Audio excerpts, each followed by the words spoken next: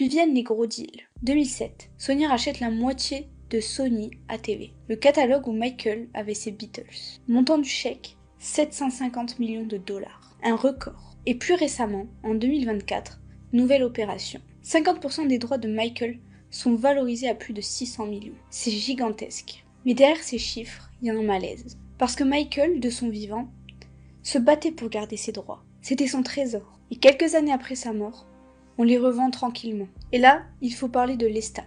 C'est l'entité qui gère son héritage. 2 avocats, John Branca et John McClane, reprennent les commandes. Sauf que Michael s'en méfiait. Il avait écarté Branca quelques années avant sa mort. Et après son décès, Branca revient et signe les deals. Sa famille, elle crie à la trahison. Certains frères, sa sœur Jeannette, ses parents, disent que Michael n'aurait jamais accepté ça. Mais juridiquement, c'est trop tard. L'Estat contrôle. Et au milieu de ce chaos, il y a aussi le fisc américain. Parce qu'une question se pose.